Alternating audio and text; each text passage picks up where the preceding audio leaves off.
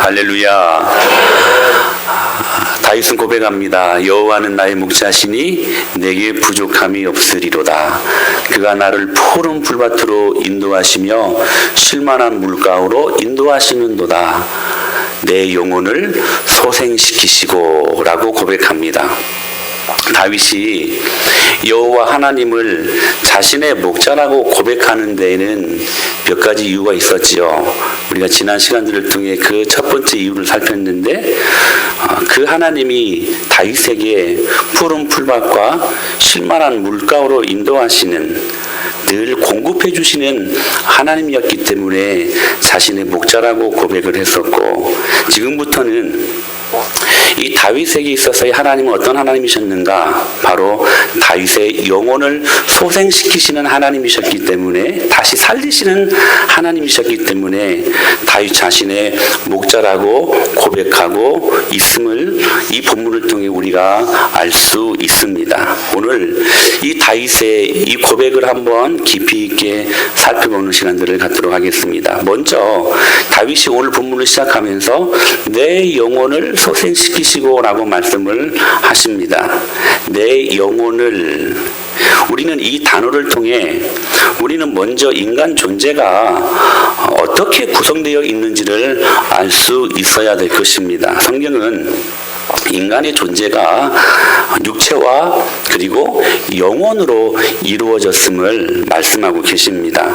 창세기를 보게 되면 하나님이 흙으로 사람을 빚어 만드실 때에 그 코에 생기를 불어 넣으심으로 살아있는 사람이 되게 하셨다라고 기록되어 있습니다. 여기 흙이라는 말이 히브리어로 아파르라는 말입니다. 먼지, 티클이란 말이에요. 여러분, 티클은 성경에서 언급하고 있는 모든 물질 중에 가장 가치 없는 것입니다. 먼지, 여러분 보이십니까? 티클 보이십니까? 그렇게 미천하고 가장 가치 없는 것이 먼지, 바로 흙, 티클, 아파르라는 그런 단어라는 것입니다. 그래서 인간의 육체는 그 흙으로 지어졌기 때문에 그렇게 먼지, 티클로 지어진 것만큼 가치 없는 존재라는 것을 말씀하고 있는 것입니다. 아무리 제 아무리 막 떵떵거리며 천하를 호령하는 것 같은 사람들도 하나님이 한번 불어버리시면 날아갈 수밖에 없는 먼지에 불과한 존재들이라는 것입니다. 그러나 이 가치 없는 육체가, 왜 성경은 전반적으로 이 육체를 또 살펴보게 되면 소중한 존재라고도 이야기를 하고 있거든요. 이게 아이러니인데 왜 그러는가? 우리 육체에 하나님께서 그 코에 생기를 불어 넣어주심으로 말미암아 우리는 이제 영혼을 가진 사람이 되었다는 사실입니다. 즉, 이 육체가 가치 없는 티끌 같은 존재이지만 그럼에도 불구하고 이 육체가 우리에게 소중한 이유는 바로 그 육체에 하나님이 허락하신 영혼이 담겨져 있기 때문이라고 성경은 말씀하고 있는 것입니다. 즉, 우리 육체는 영혼을 담는 그릇이기 때문에 소중하다라는 사실입니다. 그래서 인간의 육체는 영혼의 올바른 지도를 받을 때에만 비로소 참다운 인간다운 삶을 살 수 있게 되는 것이라고 성경은 말씀하고 있는 것입니다. 그래서 영혼은 육체의 생명이 되는 것입니다. 이렇게 인간 존재가 영혼과 육체, 이 둘로 이루어졌기 때문에 이 각각 다른 자원들을 이 두 가지가 필요로 한다라는 사실입니다. 인간의 육체는 하나님이 창조하신 이 티클로부터 창조되었기 때문에 끊임없이 이 지상에 있는 자원들을 공급받아야 살 수 있는 존재가 된 것입니다. 우리 육체는 여러분들도 많이 경험하시잖아요. 단 몇 끼만 굶어도 힘을 잃고 기운도 잃고 그리고 때로는 생명까지도 잃게 되어집니다. 그래서 우리는 이 세상의 모든 자원을 적절하게 공급받을 때에 건강한 육체를 유지할 수 있게 되는 것입니다. 그래서인지 우리는 이 육체의 필요에 대해서 굉장히 민감한 것 같습니다. 굳이 먹어야겠다는 결심 없어도 배고프면 밥을 찾게 되죠. 여러분, 하루 세 끼를 나는 오늘 꼭 하루 세 끼를 먹겠습니다. 굳은 어떤 그러한 결심을 갖고 식사를 하십니까? 아니죠. 여러분, 배가 고프면 밥을 찾게 되어 있습니다. 목이 마르면 여러분, 물을 찾게 되어 있는 것이 인간의 육체가 요구하는 본성이라는 사실입니다. 추우면 따뜻한 것들을 찾게 되어 있고 더우면 시원한 것들을 찾게 되어 있는 것. 이에 반해 우리의 영혼의 필요에 대해서는 우리가 그다지 민감하지 않은 것 같습니다. 사실은 이게 정말 중요한 것인데. 그래서 여러분, 인류가 타락한 이후로 죄 때문에 우리 영혼의 필요에 대한 우리의 감각이 무뎌졌기 때문에 이런 현상들이 일어나는 것인데, 그래서 여러분, 육체에 대한 자원이 충분히 있어도 우리의 영혼을 위한 자원이 충분하지 않을 때에는 우리의 삶을 지탱해 나가는 것이 여러분 쉬운 일이 아닙니다. 아닙니다. 또 설사 근근히 살아간다고 해도 하나님이 우리 인간을 창조하시고 이 세상을 지으신 그 목적을 따라서 살아가는 일은 더더욱이 힘든 일이라는 사실입니다. 그래서 여러분, 우리의 영혼은 하늘의 자원을 공급받을 때에 살아갈 수 있는 것입니다. 그러면 여러분, 이 하늘의 자원이 무엇인가? 바로 이런 것들이에요. 하나님께로부터 오는 진리. 할렐루야. 오늘 선포되는 이 진리 말입니다. 그리고 그 진리로 말미암아 하나님 아버지께서 부어주시는 풍성한 은혜. 저는 이 은혜가 너무 좋습니다. 여러분, 이 은혜가 여러분의 심령 위에 풍성하게 임할 수 있게 되기를 축원합니다. 그 은혜 말입니다. 그리고 그 진리로 말미암은 주님의 사랑이 우리의 가슴 속에 확 부어지는 그 순간에 우리는 그 하늘 자원을 공급받고 이 땅을 살아갈 수 있게 되는 것입니다. 그래서 여러분, 우리는 이런 하늘의 자원들을 우리의 영혼이 충분히 누리면서 살아갈 때에 우리가 찬송으로 고백하는 것처럼 험악한 세상을 이길 힘을 하늘로부터 공급받아 살아갈 수 있게 되는 것입니다. 그런데 지금 다윗이 뭐라고 고백하고 있습니까? 내 영혼을 소생시키시고, 여기 소생이라는 히브리 말이 당신이 나의 영혼을 살아있게 하시며 라는 말씀에 의미를 담고 있는 고백입니다. 이 말을 보면 여러분, 다윗의 영혼이 한번 죽었었다라는 것을 전제로 하는 말입니다. 실제로 다윗의 영혼이 죽었었다라는 것을 의미하는 말씀이 아니라 죽을 것 같은, 아니 죽은 것 같은 영적인 깊은 침체에 빠져 있었다라는 것을 전제로 하는 말씀이 이 고백이라는 사실입니다. 여러분, 성경을 보면 하나님의 자녀들이 영혼의 깊은 침체에 빠지는 그 원인들에 대해서 몇 가지로 설명하는데, 오늘 그 첫 번째 것들로 좀 말씀을 드리고자 합니다. 바로 뭐냐면 원인을 알 수 없는 고난, 고통 때문이라는 것입니다. 여러분, 내가 지금 어디가 아파요. 병원에 갔습니다. 그러면 어디가 딱 아프다, 딱 진단을 받고 딱 병명을 얻어서 때로는 수술도 하고 약도 먹고 약물 치료도 해서 우리가 회복이 되어야 되는데, 나는 아파 죽겠는데 변명이 나타나질 않는 거예요. 어디가 아픈 줄을 모르는 거예요. 이거 사람 참 힘들게 하는 것입니다. 병원에서는 변명이 없어요. 괜찮습니다. 근데 나는 아파 죽겠는 거예요. 나는 아파서 죽겠는 거예요. 여러분, 그런 경우들이 종종 있지 않습니까? 그러니까 내가 차라리 무엇인가 잘못해가지고, 이제 다음에 우리가 말씀을 듣겠지만, 죄 때문에 받는 고난이라면 여러분, 우리는 회개하면 됩니다. 할렐루야. 그 치료책이 반드시 있어요. 분명하게. 근데 이 이유는 나로 하여금 끊임없이 영적인 침체를 경험하게 만드는 아주 무서운 원인을 제공한다라는 사실입니다. 사랑하는 여러분, 여러분은 의로운 사람 욥을 잘 아실 겁니다. 욥은 자신의 죄와 상관이 없이 그 끔찍한 환난과 고통을 통해서 그의 영혼이 얼마나 바닥에 떨어졌었는지를 우리는 말씀을 통해 확인할 수 있습니다. 그 영적인 깊은 침체 이유가 무엇이었는가?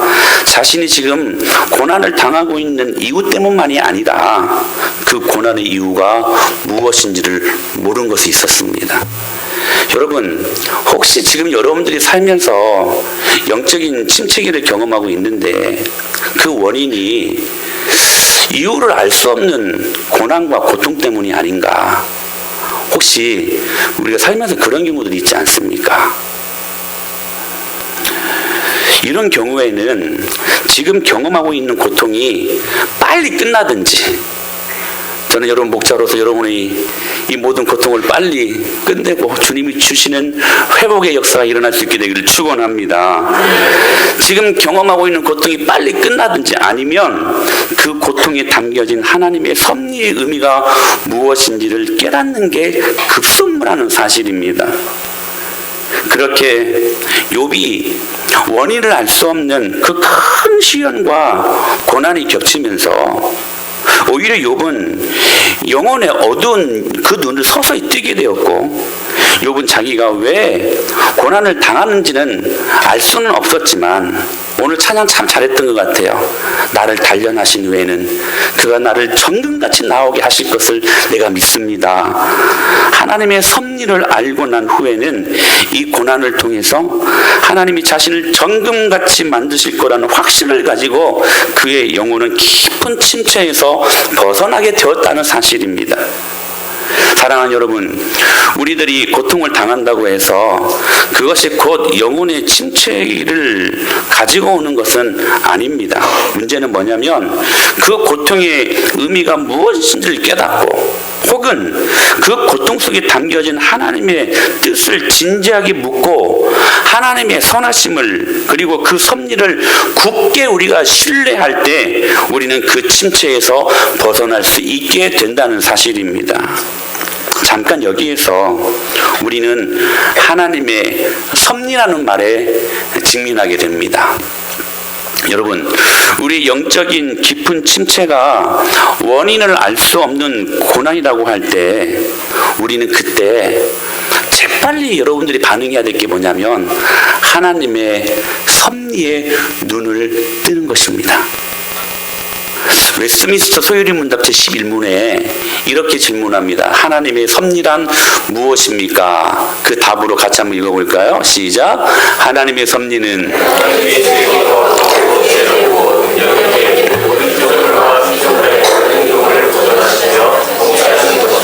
할렐루야, 믿습니까?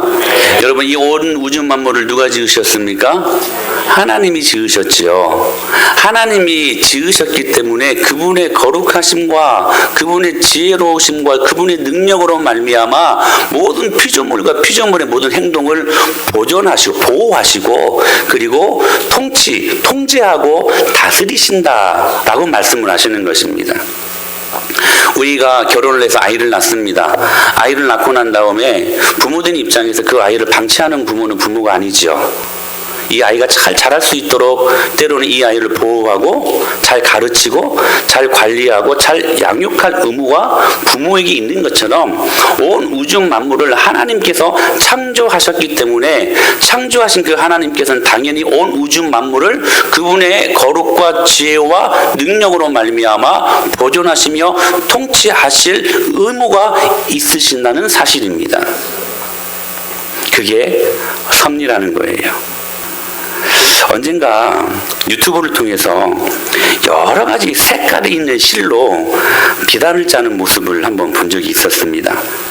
아름다운 빛깔로 그 아름다운 빛깔의 실로 비단을 짜고 있는 사람을 봤는데 막상 이 틀 위에서 직조되고 있는 천을 보니까 도무지 무슨 무늬를 놓고 있는지 알 수가 없었습니다. 불규칙하게 튀어나온 실밥투성인데다가 색도 온통 뒤죽박죽이었습니다. 뭘 그리고 뭘 지금 하고 있는지를 몰랐어요. 그러나 잠시 후에 비단을 짰던 이 기술자가 위에서 천을 떼어내 뒤집자 모든 사람의 탄성이 튀어져 나오기 시작했습니다. 보니까 학이 있고, 보니까 흘러가는 물이 있고, 또 보니까 정교하게 새겨진 글자가 그 수 위에 놓여져 있었습니다. 비단 속에 담긴 그 아름다운 문양을 보면서 우리를 인도하시는 그 하나님의 섭리가 이와 같겠구나 하는 생각을 하게 되었습니다. 아직 완성되지 않은 천을 보고 있노라면 그 천을 짜는 사람이 머릿속에 어떠한 그림을 그리고 있는지는 우리가 알 수 없죠. 그러나 그는 분명히 그 뒷면에 새겨지고 있는 그 아름다운 문양을 염두에 두면서 그 일을 하고 있는 것이겠지만, 온갖 색실이 뒤엉켜 앞면만을 들여다보고 있는 우리에게는 그것이 잘 보일 리가 없습니다. 그냥 튀어나온 뒤죽박죽 섞인 색실과 그리고 실밥투성이만 보게 되는 것이지요. 사랑하는 여러분, 하나님의 섭리가 이런 것이 아니겠습니까? 하나님께서는 분명한 계획을 가지시고, 할렐루야, 우리의 인생을 이끌어 가시지만 그 과정 속에 있는 우리에게는 그 계획이 잘 보이지를 않는다는 사실입니다. 하나님께서는 때마다 그 섭리를 뒤집어 보여주시면서 우리를 그렇게 인도해 가시지 않으시기에 우리에게는 그러므로 그때 하나님의 섭리를 믿는 절대 신앙이 필요한 것입니다. 때로 그 과정 속에서 우리는 하나님께서 우리 인생의 한 토막 한 토막을 모두 뒤집어 가지고 우리에게 보여주시기를 원하지 않습니까? 그리고 지금 당하고 있는 이 고통이 궁극적으로 무엇을 원하는 것인지를 우리가 일일이 설명해 주기를 여러분 원하지 않습니까? 그러나 하나님께서는 우리를 그렇게 설득시키셔서 당신을 따르게 하시기를 원치 않으신다는 사실. 아니, 애시당초 우리는 우리 인생의 행복이나 그리고 불행이 되어 하나님께 해명을 요구할 수 있는 자격이 본질적으로 없는 존재들이라는 사실입니다. 우리는 잠잠히 그분의 뜻에 우리를 맡기고 하나님의 그 계획을 이루어 드리는 존재이지, 하나님의 계획을 감히 검열하거나 그리고 판단할 수 있는 존재가 결코 아니라는 사실입니다. 나이지리아의 어느 노예시장에서 한 소년이 불과 담뱃잎 한 부대 가격으로 팔려갑니다. 온 가족이 제각기 노예로 팔려갔어요. 뿔뿔이 흩어져 버렸습니다. 소년은 이 세상에서 자기 자신이 가장 불쌍한 존재라고 생각을 하게 됩니다. 그리고 그의 남은 인생에는 아무 희망이 없는 것 같았고, 그가 처한 모든 현실은 두렵고 끔찍한 것밖에는 없어 보였습니다. 그런데 그를 싣고 가던 배가 미국을 향하던 중에 영국 군함에게 발각이 되어집니다. 그 배는 불법 노예선이었기 때문에 그렇습니다. 마침 영국 군함에는 한 종군 목사가 타고 있었고, 그 종군 목사는 이 소년을 보자마자 데리고 와서 교육을 시켜야겠다는 결심을 하게 되어집니다.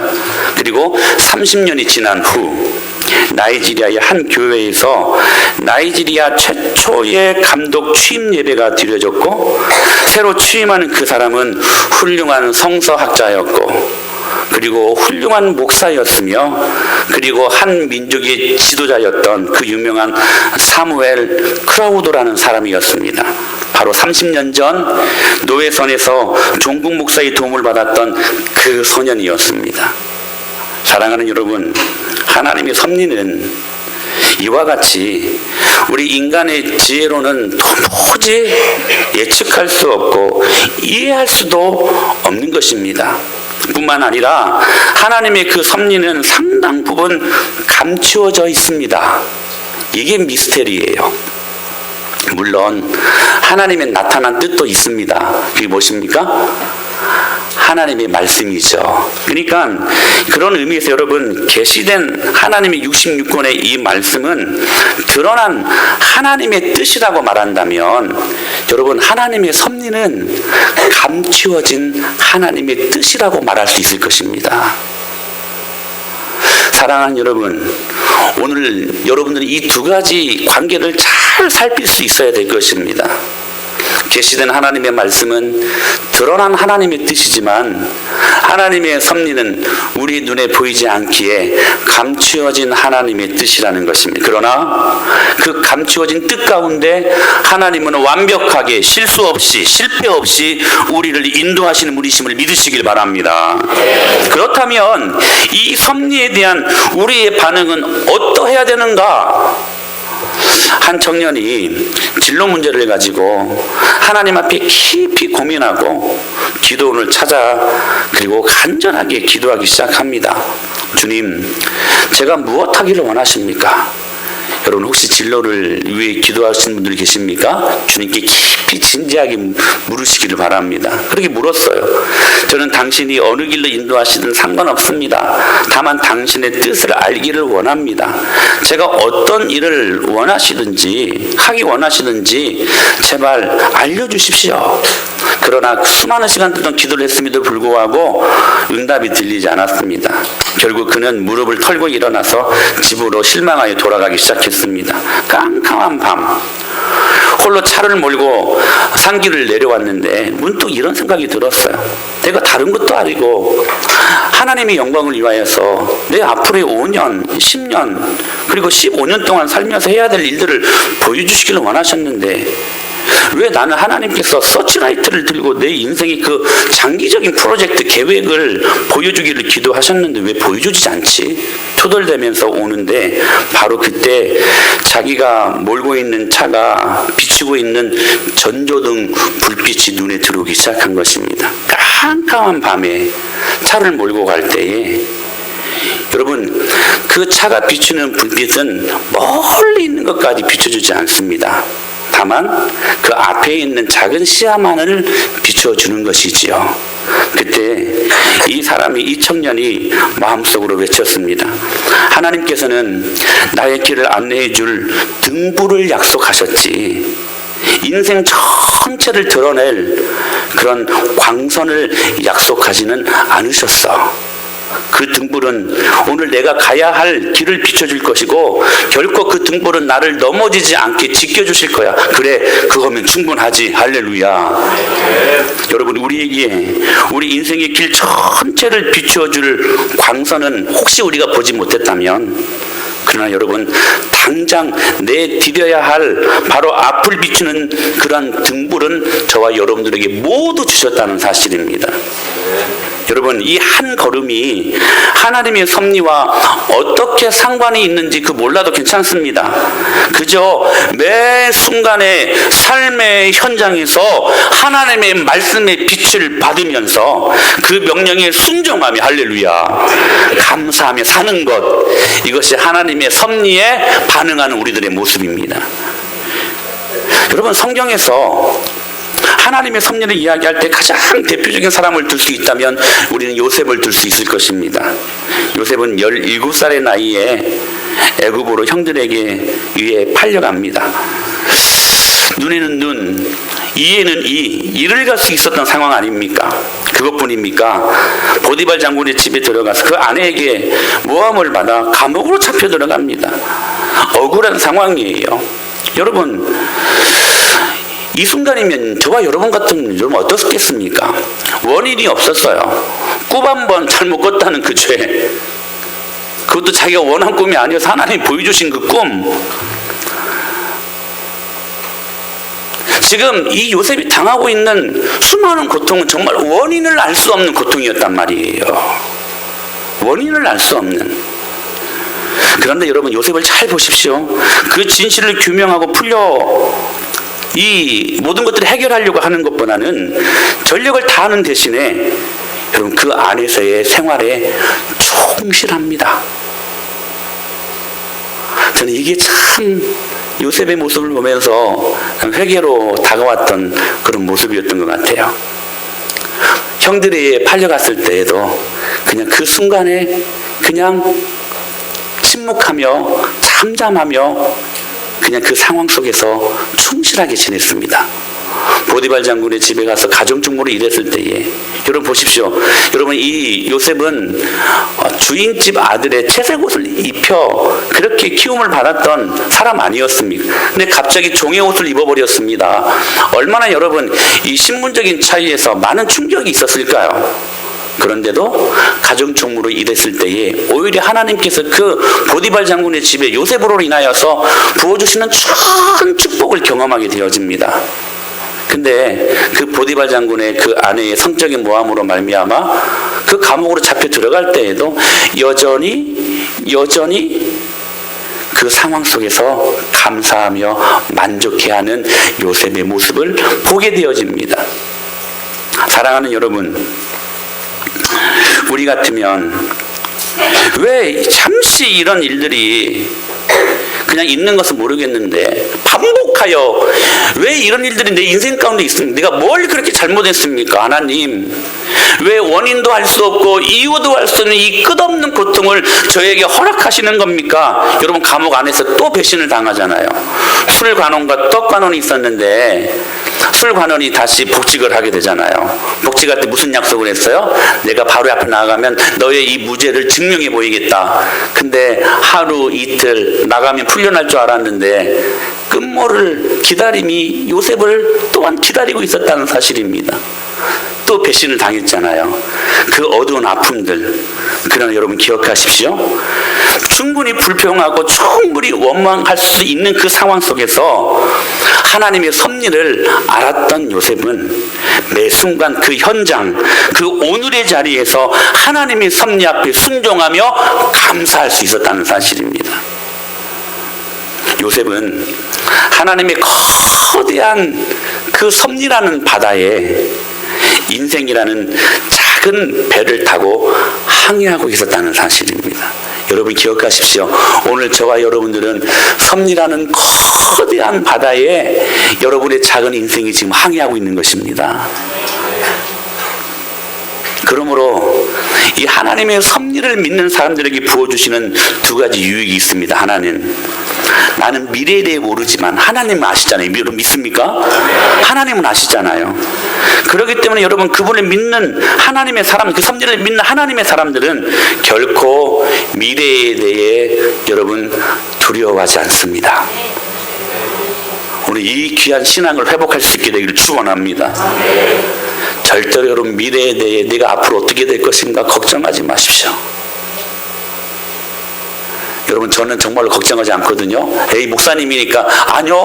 어떨 때는 여러분들보다 더 못난 인간적인 마음을 갖고 있을 때도 있습니다. 솔직히 표현한다면. 그런데요 저는 걱정하지 않습니다. 왜요? 하나님의 섭리를 믿으니까. 또 한 가지는 우리는 우리가 세운 계획들을 다 할 수 없지만 누구는 아세요? 하나님은 아십니다. 할렐루야. 하나님께서는 전능하심으로 자신이 세우신 계획을 이루실 것이기 때문에 우리는 염려하지 않습니다. 할렐루야. 오히려 감사하게 됩니다. 이게 우리가 경험할 수 있는 섭리가 주는 유익이라는 사실입니다. 요셉이 그랬어요. 나중에 결국 먹을 것을 찾아가지고 애굽으로 온 형들을 만난 요셉이 그 형들에게 뭐라고 말합니까? 잘 만났다고. 나를 감히 팔 수가 있냐고. 형들이 어떻게 나를 그렇게 취급할 수 있냐고. 여봐라, 칼을 가지고 와라. 다 목을 잘라버리겠다. 할 수 있는 상황 아닙니까?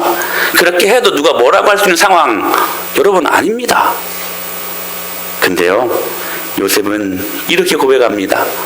창세기 50장 20절 말씀의 시작. 당신들은 나를 해하려 하였으나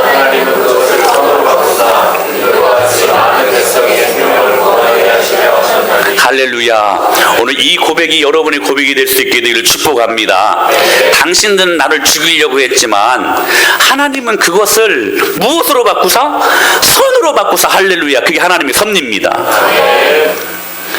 우리의 삶은 지금 절망하는 것 같고 왜 나만 이러한 고통을 경험해야 되는 것 같고 왜 나만 특별한 이 아픔에 내가 처해만 있는 것인가? 아니요 여러분, 하나님의 섭리를 믿으십시오.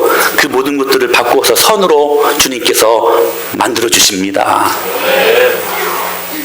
그저 묵묵히 그 오늘 내가 처해 있는 그 상황 속에 감사하시기를 바랍니다. 이게 하나님의 섭리를 한 요셉의 고백이었습니다. 우리 최근에 등록하신 우리 윤명주 지사 오늘도 앉아 계시는데요. 미끄러져가지고 이 왼쪽 손가락을 다치셨지 않습니까? 근데 우리 집사님이 다치기 전까지는 부산에 이제 의사로 재직하고 있는 따님 때문에 이렇게 항상 내려가셔야만 했어요. 격주간으로. 이 교회를 격주간으로만 나오시게 되셨어요. 이번 주에 나왔으면 다음 주는 못 나오시고, 그 다음 주에 나오시고, 그리고 그 다음 주도 못 나오시고, 이런 식으로. 근데 신망을 가서 우리 집사님을 만나고 또 대화를 나누고 기도를 하다 보니까 집사님이 그런 고백을 하세요. 오히려 이 사고를 당한 것 때문에 주일날 계속해서 예배드릴 수 있음이 감사하다고. 할렐루야. 여러분, 이 고백이요, 하나님의 섭리를 한 믿음의 고백입니다. 이 아픔의 고통과 고난을 이겨낼 수 있는 고백이 여러분 감사의 고백입니다. 우리 은혜마을교회가 2011년 3월 6일 날 이제 시작이 되어졌습니다. 가만히 보니까 우리 우리 아라가 첫 예배 시간에 있었던 친구들이었어요. 이 아이들 잘 대우하십시오. 엄마 아빠 빨리 교회 나와야 되는데. 근데 우리 교회가 이 흥덕마을에 심어질 수 있었던 그 배경에 보게 되면 정말 하나님의 큰 섭리를 발견하게 돼요.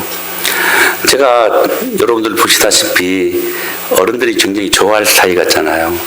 아닙니까? 어떤 교회에 가시든 하나님께서 저를 참 축복하셔서 그렇게 인정받게 하셨어요. 그렇게 교인들이 저를 좋아하네. 참 감사해서 사랑도 많이 해주시고. 근데 개척하기 전에 있었던 교회에서도 참 많은 사랑을 받았는데 이제 개척을 하기 그 전해에 참 인간이 내 인생 가운데 겪을 수 있었던 모든 고난 다 겪었던 것 같아요. 아버님이 돌아가셨고 그 전해에는 아내가 7년 만에 임신을 했는데 유산을 하고, 그리고 사역에서도 여러 가지 많은 공격들이 있었고, 그래서 저는 여러분 솔직히 개척을 꿈도 안 꿨거든요. 그래서 그냥 좋은 교회 이렇게 부임받아갈 것들을 기도하면서 그렇게 생각을 하고 준비를 해왔었는데, 갑자기 2011년 그 절 2010년도에 저를 막 몰아가시는데요. 그 교회에서 나올 수밖에 없는 그런 상황으로 저를 만들어 버리시더라고요. 만약에 그거 아니었으면 절대로 개척 안 했을 것입니다. 그래서 물었어요. 하나님, 왜 이렇게 갑작스러운 고난들을 허락하십니까? 참 많이 아팠거든요. 아내도 몸이 많이 안 좋았었고, 여러 가지 많은 그러한 고민들로 하여금 기도하게 만드시더니 하나님께서 갑작스럽게 교회를 나가시게 하시고, 그리고 어쩔 수 없이 여러분 계획하고 제가 개척한 게 아닙니다. 주님, 물론 하나님의 크신 선하신 섭리가 있었기 때문에 개척을 시작할 때는 그 목표와 목적을 갖고 있었지만, 그 몰아가는 모든 상황이 저로 하여금 개척을 하지 아니할 수 없게끔 만들어 버리셨다는 사실입니다. 그리고 이 흥덕마을에 하나님께서 은혜마을교회를 세우셨습니다. 하나님의 섭리 아닙니까? 하나님의 섭리였어요. 고통이 여러분 오히려 은혜마을교회를 흥덕마을에 심을 수 있는 놀라운 섭리로 주님께서 인도하셨다는 사실입니다. 어제도 이제 우리 순자님들 가정을 대신방을 시작을 하면서 우리 연용화 도사님 댁에 가서 이제 그 원룸인데 나누었던 그런 제 경험도 있는데 그때 나눴던 말씀들이었어요. 신원이가 수요일인가요? 목요일인가? 제가 이제 밥을 먹으려고 가면 또 기다리면 1시간이 아까우니까 설교 준비하려면 이제 오전, 오후 다 지내고 이제 저녁을 먹으러 집을 딱 들어가려고 밥 준비하라고 이렇게. 대신에 저는 여러분 가부장적인 사람은 아닙니다. 시간 아끼려고. 근데 전화를 이제 사모한테 했는데 사모가 전화를 안 받고 바로 그냥 한 번 딱 통화음이 울리더니 바로 그냥 끊기는 거예요. 또 했어요. 잘못 누른 줄 알고. 근데 또 바로 끊는 거예요. 계속 그 메시지만 나중에 연락하세요. 이제 이 메시지만 오고 아내가 그럴 사람이 아닌데 무엇인가 좀 다급한 일이 있는가 해가지고 한 10분 15분 있다가 이제 다시 전화를 했어요. 그랬더니 갑자기 다급한 말로 신혼이가 워낙 또 이제 평상시에 코피를 좀 많이 흘리거든요. 비염 때문에 그런지는 모르겠는데 근데 코피가 한 20분 동안 지혈이 안 되고 계속 피가 난다는 거예요. 피가 난다는 거예요. 순간 별 생각이 다 들더라고요. 왜 그럴까? 지혈을 시켰는데도 지혈이 안 될 정도로까지 피를 흥건하게 많이 흘렸다는 거예요. 얼른 조동조동 옷 입고 집으로 갔죠. 그때까지 지혈이 안 된 상태인데 그 가는 그 시간들 동안 별 생각이 다 들더라고요. 그러면서 하나님께서 우리 전사님 생각을 하게 하셨어요. 우리 정은이가 저렇게 될 때 얼마나 많이 무서웠을까? 얼마나 많이 아팠을까? 얼마나 많이 힘들었을까? 우리 전사님을 이해할 수 있는 그런 마음들을 저에게 주시더라고요. 솔직히 그 짧은 시간이었지만 너무 무서웠어요. 신원이가 혹시 어떻게 되지 않을까? 사랑하는 여러분, 그럼에도 불구하고 우리 정은이는 하나님의 섭리 안에 있습니다. 저는 그것을 믿습니다. 여러분, 우리 전사님을 위해서 기도 많이 해주시길 바랍니다. 그럼에도 불구하고 우리가 참 가슴 아파하는 현장 속에 있지만 하나님의 섭리라는 것을 믿기에 오늘도 감사할 수 있게 되는 것입니다. 사랑하는 여러분, 토마스 선교사님은 대동강변에 제너럴 셔먼호를 타시고 오셔서 내리자마자 복음 한 마리도 못 전하시고 그냥 목베임 받고 그냥 순교하셨습니다. 그 피가 대동강변을 따라서 흘러갔지요. 솔직히 말하면 개죽음이었습니다. 복음 한마디 전하지 못하고 성경만 전해줬을 뿐입니다. 여러분 기억하십시오. 하나님의 섭리는 그 토마스 선교사의 그 순교의 피로 말미암아 저와 여러분들에게 이 복음이 전해지게 만드는 일들이었습니다. 할렐루야. 여러분 우리 앞에 있는 놓여있는 여러 가지 많은 일들로 낙심하지 말고 원망하지 마십시오. 하나님의 섭리가 있다는 사실들을 기억하면 우리는 오히려 감사할 수 있게 될 줄로 믿습니다. 다윗의 인생이 11년 동안 여러분 그 광야 시대를 보내면서 얼마나 많이 힘들었을까요? 그러나 여러분 하나님의 섭리였습니다. 하나님은 다윗의 마음속에 있는 또 하나의 사울을 주목하고 계신 거예요. 그 긴 세월 동안 다윗 안에 있는 또 다른 사울을 제거하기 위해서 그 혹독한 11년 동안의 광야 훈련기를 다윗에게 허락하셨다는 사실입니다. 다윗은 이 광야의 긴 훈련들을 통해 절대로 잔인한 상황들을 여러분 그냥 다 포용하고 말았습니다. 응수하지 않았습니다. 대항하지 않았습니다. 자신에게 계속해서 창을 던지고 있는 사울을 향하여 용서할 수 있었고 그 시간들을 통하여서 이 11년 동안의 광야 기간은 오히려 성군 다윗을 만드는 놀라운 훈련의 시간들이 될 수 있었다는 사실입니다. 하나님의 섭리였습니다. 사랑하는 여러분, 가끔 우리는 시골길을 걷다 보면 마주치는 냇가가 있음을 볼 수 있을 것입니다. 그 냇가를 건너기 위해 옛날에는 여러분 징검다리를 놓았죠. 그래서 큰 다리 대신에 다리 하나하나 이 돌멩이 하나하나를 이어가지고 징검다리를 만들었습니다. 그리고 그 징검다리로 내 발을 한 걸음 한 걸음 내디딜 때에 비로소 우리는 건너편에 있는 목적지에 도달하게 되는 것처럼 여러분 욥이 겪어야 했던 그 수많은 고통들, 재산이 한순간에 날아가 버리고 재산이 다시 벌면 괜찮은데 자식들도 하루아침에 다 죽어버리지 않았습니까? 아내는 욕하고 도망가 버립니다. 친구들은 계속해서 지적하고 정죄합니다. 몸에 육상까지 나버렸습니다. 기아장으로 그리고도 시원치 않을 몸의 질병, 불치병이 임하고 만 것입니다. 고통의 대명사라고 말하는 그 욥. 요셉이 애굽의 총리가 되어서 이스라엘 민족을 살리는 그 하나님의 계획을 이루기 위해 허락하신 13년 동안의 크고 작은 많은 시련들과 그 아픔들, 다윗이 11년 동안 겪어야 했던 그 수많은 아픔들은 마치 하나님의 섭리라는 시내에 돌멩이 하나하나를 건너야 하는 징검다리였다는 사실입니다. 그러므로 여러분, 그 원인을 알 수 없는 고통을 경험하고 있어서 오늘 또 영적인 침체를 경험하고 있다면 여러분들에게 빨리 제가 권면해드립니다. 그 상황을 빨리 해석하십시오. 할렐루야. 그리고 그 징검다리에 발을 내딛고 있는 현 상황에 감사하시기를 바랍니다. 이것은 여러분 세상 사람들이 누릴 수 없는 축복입니다. 여러분 세상 사람들은 여러분 낙심의 상황 속에서 낙심할 수밖에 없습니다. 절망할 수밖에 없는 상황 속에 절망하는 것이 그들의 삶의 라이프 스타일입니다. 그러나 여러분 예수 믿는 그리스도인들은 여러분 역설의 기쁨을 경험하는 사람들을 믿으시길 바랍니다. 사방으로 우겨싸움을 당하여도 쌓이지 아니하며 할렐루야. 답답한 일을 당하여도 우리가 여러분 낙심하지 아니하고 우리에게 거꾸로 뜨림을 당하는 그 엄청난 일이 있어도 우리는 기쁨을 사는 사람들임을 믿으시길 바랍니다. 그렇기 때문에 하나님의 섭리를 빨리 해석하고 빨리 인정한다면 여러분 빨리 감사하시기를 바랍니다. 그때 이 모든 상황을 이겨낼 수 있는 놀라운 능력이 우리 안에 부어지는 것입니다. 사랑하는 여러분, 오늘 지금 그 징검다리에 발을 내딛고 있는 그 현 상황에 감사하시기를 바랍니다. 기억하십시오. 하나님의 섭리는 실패가 없습니다. 하나님의 섭리는 여러분 절대로 실수가 없습니다. 완전하십니다. 이렇게 말씀하시죠. 같이 한번 읽어볼까요? 시작.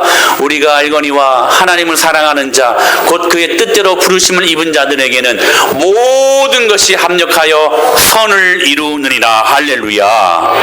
저는 이 말씀을 믿습니다.